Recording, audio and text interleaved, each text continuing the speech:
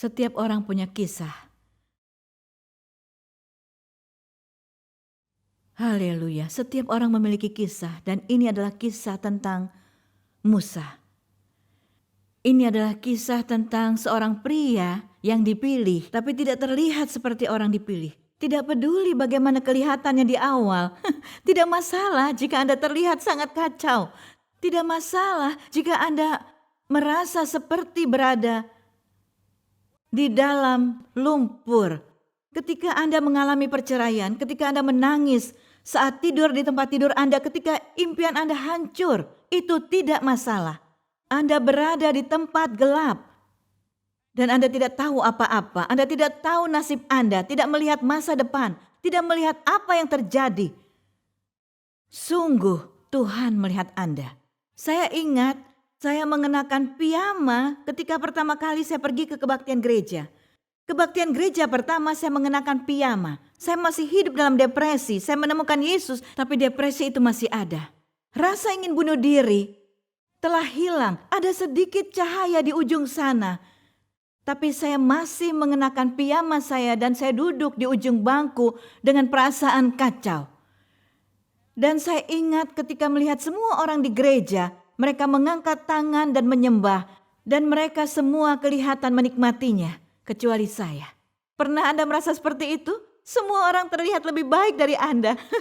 Setiap keluarga terlihat lebih sempurna daripada keluarga Anda. Hidup semua orang terlihat lebih baik. Sekarang saya tahu yang sebenarnya kita semua berantakan. Termasuk dengan saya. Ya. Tapi kita sedang dalam proses. Saya ingat saya duduk di ujung bangku, saya ingin tidak terlihat karena ini adalah cara saya bertahan hidup, bersembunyi. Dan kemudian mereka mulai menyanyi Amazing Grace. Itu kali pertama saya mendengar lagu Amazing Grace. Pertama kali dalam hidup saya mendengar Great is Thy Faithfulness. Dan rasanya seperti malaikat di surga sedang bernyanyi. Berasal dari agama lain. Tidak pernah ke gereja. Tidak pernah merasa seperti itu dalam hidup saya. Dan saya tersungkur mulai menangis dan berkata, Tuhan ini aku. Aku tidak punya apapun untukmu, ini aku. Aku tidak punya apapun. Dan pertama kali saya mendengar Yesus bicara kepada saya dan berkata, berikan aku hidupmu. Dan aku akan membuat hidupmu lebih dari yang dibayangkan. Berikan aku hidupmu. Anda tahu, ada seseorang bermitra dengan pelayanan kami. Sepanjang waktu memberikan $1.000. Setiap ia datang ke konferensi, ia berikan $1.000. Dia berusaha memberitahu saya, dia baru saja memberi $1.000. Saya hanya memberi $1.000. Dia mulai membuat saya kesal. Tapi itu pemberian yang bagus untuk sebuah pelayanan. Setiap kali ia datang, ia berikan $1.000. Tapi saya harus benar-benar taat kepada Tuhan. Tuhan berkata kepada saya, aku tidak ingin $1.000 miliknya. Aku ingin hatinya. Dan kamu harus memberitahunya bahwa dia sombong dengan pemberian $1.000-nya. Katakan, Tuhan tidak ingin Anda memberikan untuk pelayanan sebesar $1.000. Dia ingin Anda memberikan hati Anda kepada Yesus. Saya mendatanginya dan mengatakan. Dan dia tersungkur dan menangis. Saya berkata, Tuhan mengetahui semua yang Anda lakukan. Dan dia berkata bahwa Anda tidak dapat membeli keselamatan dengan $1.000. Karena jika Anda terus melakukan apa yang Anda lakukan, maka Anda akan berakhir di neraka. Dan Anda tidak bisa mendapatkan jalan ke surga dengan uang Anda. Itulah yang saya katakan. Saya sedikit lebih diplomatis sekarang. Setelah belasan tahun, saya bisa lebih diplomatis kepada orang-orang. Tapi Tuhan tidak ingin kita benar secara politik. Dia ingin kita benar secara Alkitab. Dan kadang Anda harus berdiri untuk seseorang. Saya melakukan ini. Tidak, saya tidak ingin apapun dari Anda. Berikan hati Anda kepada Yesus. Yesus menginginkan hati Anda. Dan saat ini kita akan mempelajari seorang abdi Allah yang luar biasa. Dan faktanya Musa adalah merupakan orang yang paling penting dalam pengajaran Yahudi. Saya punya seorang teman rabi, keluarga rabi, dan saya memiliki hak istimewa untuk bersahabat dengan mereka dan berada di lingkaran mereka, di hadapan mereka. Mereka bukan Yahudi Mesianik dan beberapa Yahudi Ortodoks percaya pada pertobatan. Jadi inilah mengapa mereka menjangkau saya dengan Taurat. Mereka menjangkau saya dengan hukum. Dan saya bertanya, siapa tokoh yang paling penting dan berharga dalam ajaran Yahudi? Mereka menjawab, tentu saja itu adalah Musa. Ini adalah Musa. Dan bagaimana dengan Yesaya? Mereka menjawab, dia baik, tapi tidak. Kami tidak membaca Yesaya karena Yesus ada di dalam Yesaya. Dan bagaimana dengan Daniel? Dia baik, tapi Musa. Dan saya bertanya, mengapa Musa? Dan mereka berkata, karena dia melihat Tuhan secara langsung. Dia di hadirat Tuhan 40 hari 40 malam, 40 hari 40 malam. Dan tidak ada orang lain. Dia menulis semua Taurat dengan pewahyuan. Pewahyuan. Itu sebabnya dia menjadi nomor 1. Dia sangat dihormati. Yesus berkata ada satu yang lebih tinggi dari Musa di sini. Ada satu yang memiliki hikmat lebih dari Salomo di sini. Tapi bayangkan betapa pentingnya pria ini bagi mereka. Tapi sebagai orang Kristen, bahkan dia nabi terbesar di perjanjian lama. Kita tidak bisa melewatkan kisahnya. Kisah Musa tidak hanya harus diceritakan di sekolah minggu saja. Kisah Musa seharusnya tidak hanya diceritakan dalam kartun masa kecil kita. Tapi kisah Musa lebih besar dari itu. Itulah yang saya sukai menceritakan tokoh Alkitab kepada Anda selama camp pelatihan Alkitab ini. Jadi Anda dapat menghargai dan menghormati kitab suci yang ia berikan pada kita. Dan sejarah umat manusia. Setelah Anda mengerti, Anda memiliki kisah Anda sendiri. Masing-masing dari Anda memiliki kisah Anda. Dan orang-orang melewati Anda tanpa memahami Anda.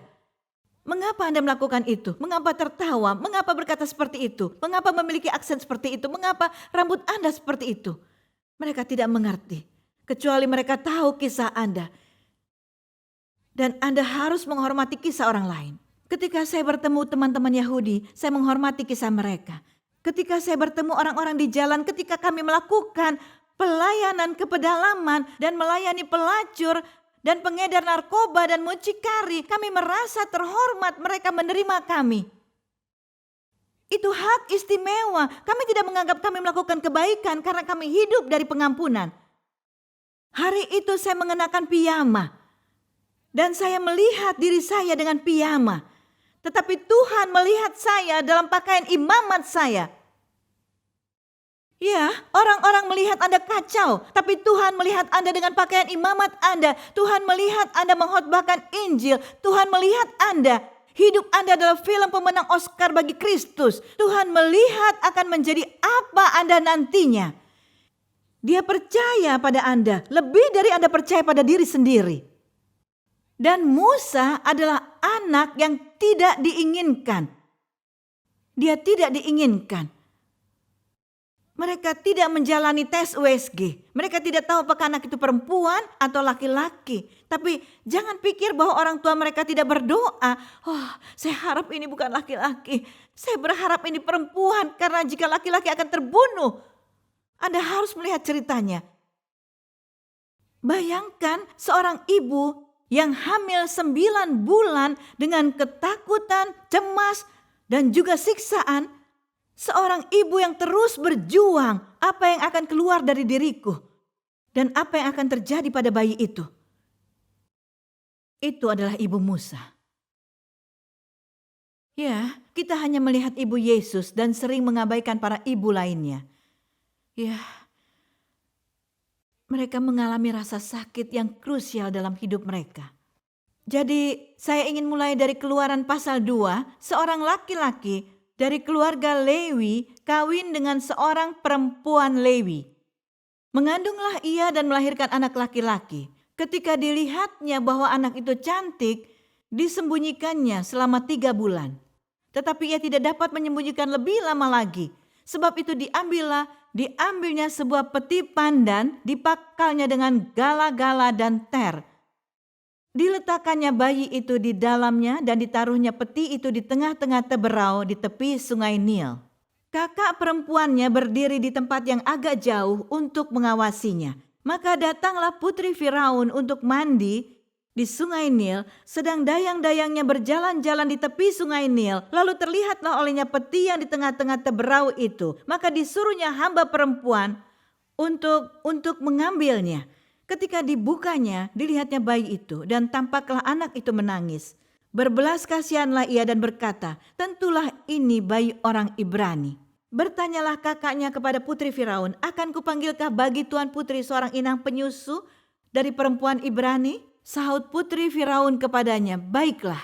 Lalu pergilah gadis itu memanggil ibu bayi itu.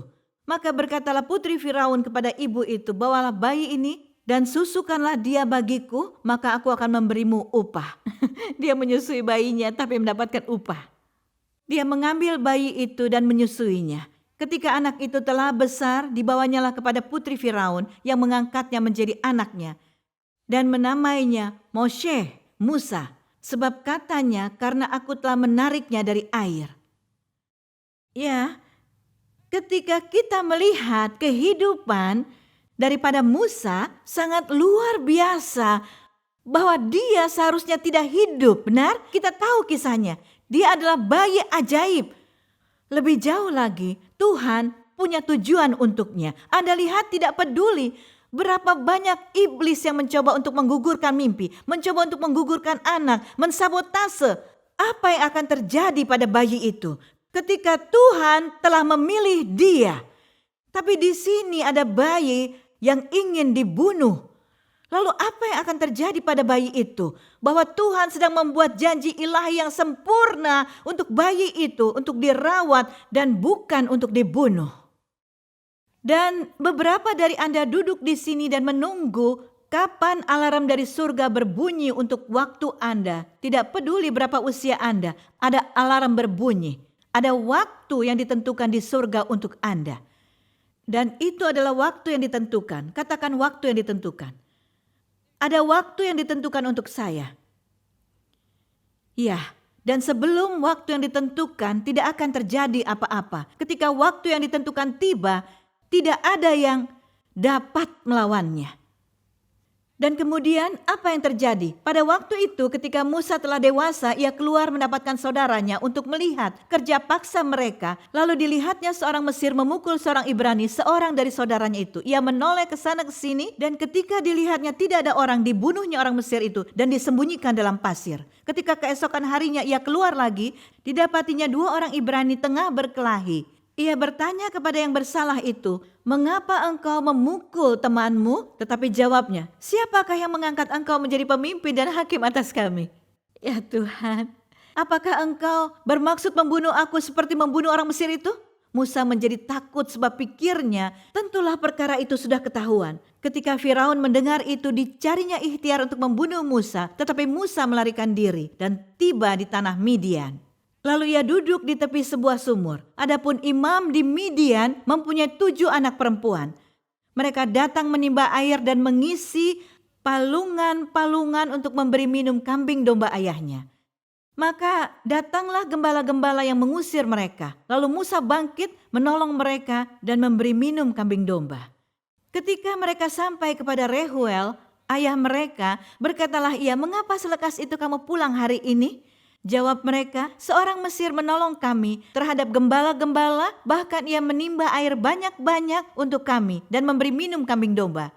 Kemudian ia berkata kepada anak-anaknya, di manakah dia? Mengapa kamu tinggalkan orang itu? Panggillah dia untuk makan. Dan Musa bersedia tinggal di rumah itu. Lalu Rehuel memberikan Zipora anaknya kepada Musa. Dan ini adalah bagian lain dari dimulainya kisah Musa. Hari ini kita akan fokus pada karakteristik Musa sebagai seorang pemimpin. Dalam kepemimpinan, mengapa Musa begitu penting dan apa saja yang begitu penting tentang Musa? Pertama-tama, Anda harus memahami pemimpin dari Mission Impossible. Musa pemimpin dari Mission Impossible. Bisa Anda bayangkan? Dia adalah pemimpin yang belum pernah terlihat dalam sejarah umat manusia sejak Adam. bahwa seorang pria, seorang pemimpin akan mengambil lebih dari 2 juta budak dari perbudakan untuk nasib yang baru. Ini tidak pernah ada di dunia sejak manusia diciptakan. Ini sangat penting bagi kita untuk memahami bahwa anak ini yang ingin dibunuh memiliki misi yang luar biasa, tetapi tidak ada yang tidak mungkin bagi Tuhan, walaupun sepertinya itu tidak mungkin. Dan dia ditarik keluar. Musa berarti tidak hanya ditarik dari air, tapi dia ditarik keluar dari sesuatu.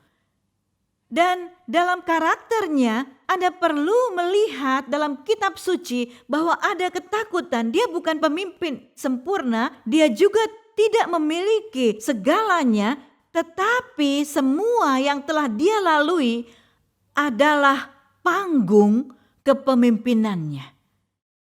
1. Musa, karakteristik Musa. Dia adalah seorang yang diselamatkan. Musa adalah seorang yang diselamatkan. Dia selamat dari vonis yang mengerikan dari Firaun, dan itu adalah kesamaannya dengan Yesus.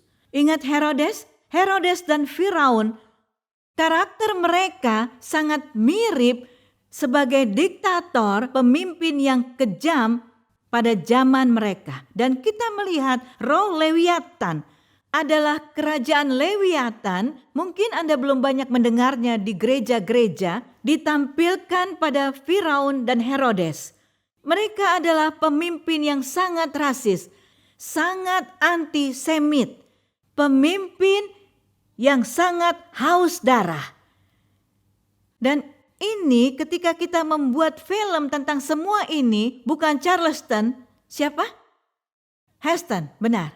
Film itu lebih red air dan red X daripada yang bisa Anda bayangkan jika Anda melihat kitab Keluaran. Kemudian dia adalah seorang budak. Dia adalah seorang Ibrani yang berasal dari suku Lewi. Musa dilahirkan dalam ketakutan. Dan pelajaran kita hari ini menunjukkan bahwa ketika ada ketakutan selama kehamilan, itu menyebabkan beberapa, saya tidak mengatakan semuanya. Akar autisme disebabkan oleh rasa takut selama kehamilan. Saya tidak menyangkal ada penyakit mental autisme. Tetapi ada kasus yang membuktikan bahwa akar autisme adalah ketakutan dalam keluarga. Ketakutan berlebihan dan gangguan si jahat yang berlebihan menyebabkan autisme. Dan satu lagi adalah gangguan bicara, gagap, disebabkan oleh rasa takut. Ketakutan yang hebat. Saya melihat keluarga mampu mengatasinya. Sebagai suami dan istri, mereka menyerahkan hidup mereka kepada Yesus. Dan saya melihat anak autis benar-benar sembuh hanya karena kutukan generasi telah dihapus dalam keluarga. Ini tidak masuk akal. Dan saya juga telah melihat ketika Anda memutar audio Alkitab firman Tuhan, benar-benar mengubah otak Anda. Tapi kemudian Musa lahir dalam ketakutan. Dan dia dibesarkan di istana. Dia dibesarkan di sebuah istana. Hidupnya penuh dengan konflik dan kontras. Begitu banyak. Jika Anda berpikir hidup Anda adalah konflik, Anda memiliki konflik di dalam, lihatlah kehidupan Musa. Dan miliki harapan ilahi yang luar biasa ini. Bahwa apa yang Tuhan dapat lakukan dengan hidup Anda. Jika Tuhan dapat memakai Musa, seorang budak laki-laki yang akan dibunuh, dan menjadi kisah pembebasan terbesar umat manusia. Dan kemudian Musa memiliki pendidikan terbaik sebagai anak dari putri Firaun. Rasanya seperti Musa dididik di Harvard dan Yale di saat bersamaan. Dia memiliki pendidikan terbaik. Jadi saya ingin Anda mengerti bahwa segala sesuatu dalam hidup Anda adalah panggung bagi Anda. Setiap rasa sakit, setiap kegagalan, semua yang tidak Anda alami dalam hidup Anda, setiap kehilangan.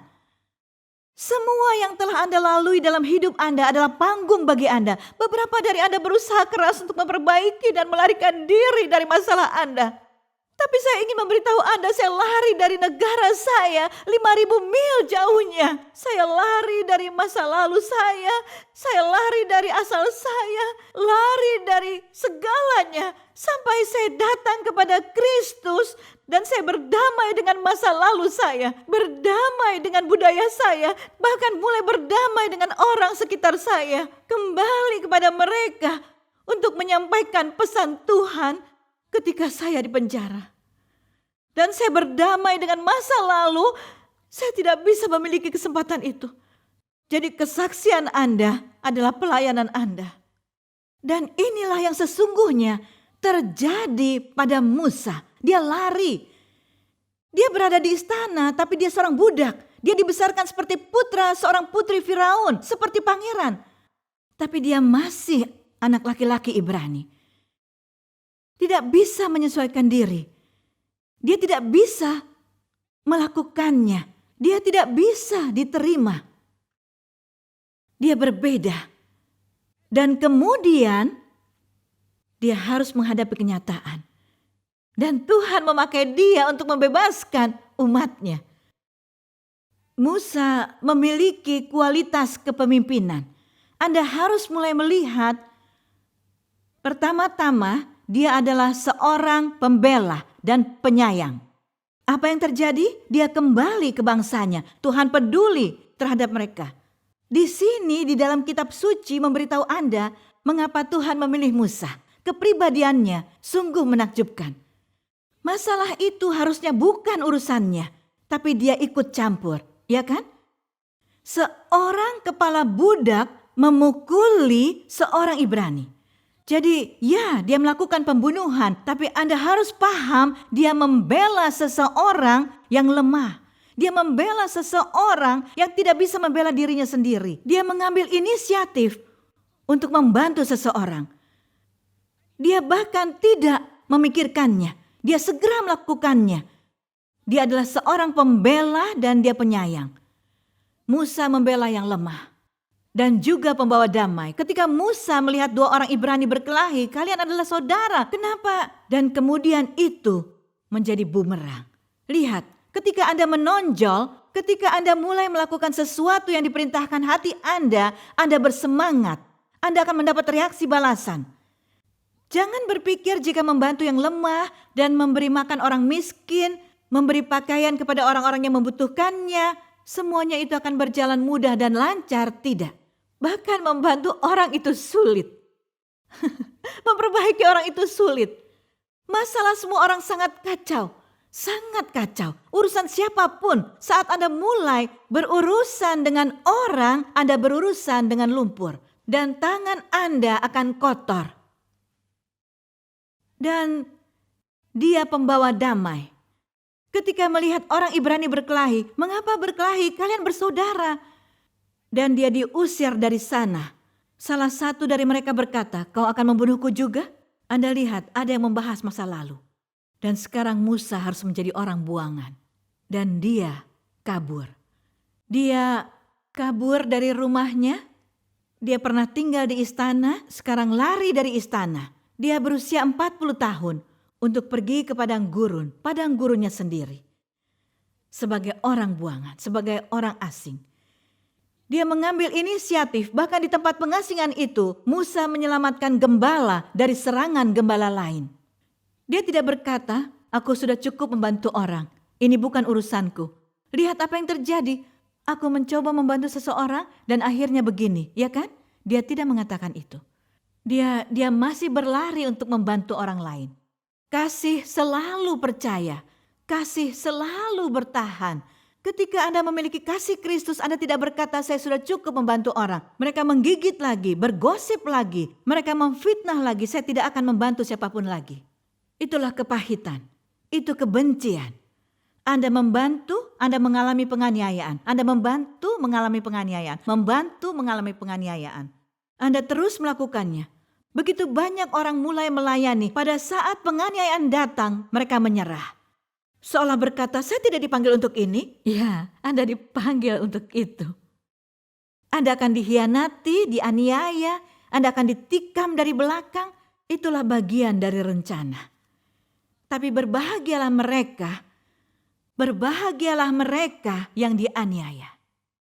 Jadi setiap kali saya melakukan hari ini, kami membereskan masalah dengan tim dari India. 1000 pesan, 1000 di hari ini. Di satu tempat, dan ini bukan dari Muslim, datang dari seorang guru yang menyatakan bahwa dia adalah penyelamat dunia dari India. Dan mengirim kami 1000 pengikutnya untuk spam dan mencoba meretas situs kami. Dan saya duduk dengan tim saya berjam-jam, saya membereskannya. Bam, bam, bam. Iya, blok. Anda akan alami itu. Dan perkataan kutukan yang mereka berikan pada kita dan 1000 orang Hindu melemparkan kutuk. Saya bersyukur, terima kasih Tuhan, 1000 berkat akan datang. Anda tidak dapat mengutuk apa yang telah diberkati Tuhan. Haleluya. Jadi Anda akan mulai mengubah perspektif Anda alih-alih berhenti. Dan kemudian sifat kehambaannya, dia tidak hanya menyelamatkan mereka, dia memberi minum ternak mereka. Itu menunjukkan pengabdian. Siapa yang melakukan hal yang sama? Siapa yang memberi minum unta? Ribka. Benar? Itu kehambaan, itu keramah tamahan, dan itu sangat penting di Timur Tengah. Keramah tamahan sangat penting di Timur Tengah. Dan keramah tamahan adalah pelayanan, dan itu berarti Anda melayani seseorang berarti Anda merendahkan hati Anda. Menjadi seorang pramusaji yang berkecimpung dalam bisnis pelayanan, jika Anda pernah bekerja di bisnis jasa, butuh kerendahan hati untuk membersihkan meja, sisa makanan, layani mereka, bawa tagihan, dan harus tersenyum jika Anda ingin mendapat tip yang bagus, benar? Ini adalah kehambaan. Jadi dia seorang pelayan. Dan dia tumbuh masih dalam ketakutan, bahkan di sana. Dan sekarang dia adalah orang asing. 40 tahun di istana, 40 tahun di hutan belantara, 80 tahun. Dia memiliki pengalaman melihat semak terbakar. Musa mengalami perjumpaan dengan Tuhan. Ada kalanya orang bertanya, di mana Anda? Atau ada kalanya orang berpikir, Tuhan tidak melihat saya, apa yang saya lakukan, bagaimana saya selingkuh dari istri saya, bagaimana saya memiliki pacar dalam pernikahan. Tuhan tidak melihat saya bisa lolos dari ini, saya bisa hidup dengan sampah, saya bisa berjalan dengan iblis, dan saya masih bisa melayani Tuhan. Mental semacam itu. Anda tidak dapat melayani Tuhan saat Anda berjalan berpegang tangan dengan iblis. Tapi Anda berpikir Tuhan tidak melihat Anda dan Tuhan berkata, aku telah bersabar denganmu. Aku telah bersabar. Aku memberi kesempatan demi kesempatan demi kesempatan. Dan sekarang kamu akan bertemu denganku.